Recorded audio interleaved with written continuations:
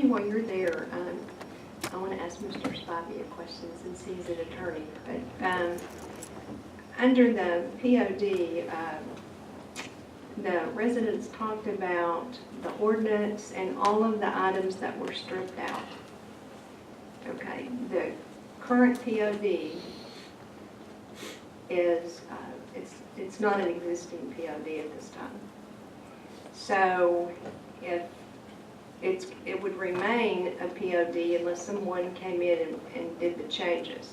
So my question is, the POD was stripped down and a lot of the uses were taken out according to the document that we received today. So the uses that you gave us, such as high-rise multifamily, that wasn't in the ordinance. Some of the other things. So when you read us the information about an O2, which is the underlying zoning, you were just telling us what the law says today, correct? The permitted uses in Director Wyrick, that those uses that were removed from, it wasn't this property, it was the C1 and C2 property on the south side of Champagnolle that they removed certain uses. Okay, I misunderstood. Thank you for the clarification. Can I respond? Yes. Director Wyrick, I alluded to this in my opening remarks. Back in 2008, part of the impetus for the rezoning of that property was that there was a pre-existing tract of 11 or 12 acres of MF24, high-density residential on the southwest corner of Champagnolle and Rahling. And that was referred to like track 14 or something? Yes, Is that what it was? that's correct. Okay, track That's 14. correct. So that ordinance that, that the residents gave us was for that tract across the street? The ordinance that the Whittree residents supported pursuant to the 208 agreement was the ordinance that rezoned the MF24 to a combination of C1 and C2. Now, in all fairness, there are things you can do in C1 and C2 which are multifamily related.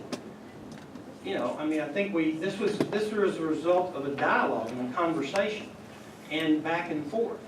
And we, being Deltic, and the people who were involved at that time, agreed to strike some of those uses. Otherwise, why do you rezone it MF24 to C1 and C2 if you can come right back in and do the same thing you could do when it was MF24? So there is there's a rationale, there's a consistency here.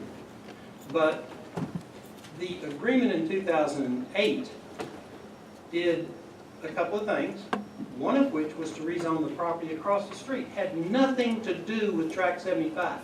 Tract 75 was O2 then, it's O2 now.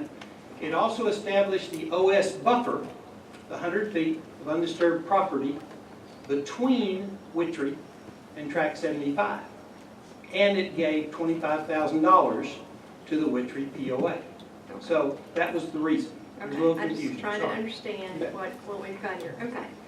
Now, the reason I wanted to talk to you is, have this conversation with you, is Mr. Hill brought up a contract between Whittree and Deltic.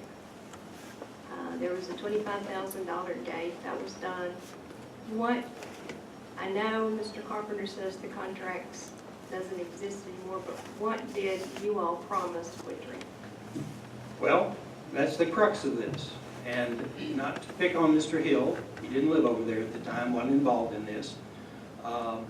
May be a little confused about what was addressed. That agreement was what I just described to you. It had nothing to do with Tract 75. It had absolutely nothing. It doesn't mention Tract 75. It doesn't mention uses on Tract 75. Now, I don't want to be clever, but it's a little bit of a bootstrap to say that because we worked with them to rezone the property across the street, C1 and C2, that now that's why you can't rezone this to a reasonable PRD. It doesn't wash. There's a non sequitur there. Okay, so basically the contract then was to work with Track 14 and to provide a $25,000 gate for winter courts. And to establish the OS buffer, The 100 100 foot feet buffer, of undisturbed undisturbed buffer. That's correct. Those were the three things. The pedestrian tables weren't even addressed in the agreement. That was something that Deltic agreed to do, working with the residents in the city to design the 2 pedestrian tables, which they did, and it wasn't even covered in the agreement. That was extra. So if that's what was in the contract, then all of that's been done. It has been done. It's been fully performed. And in fairness, the Witry people fully performed their part in that they supported the rezoning. That was all they were asked to do, and that was the only agreement with respect to that agreement. Okay. So when Mr. Hill was talking about a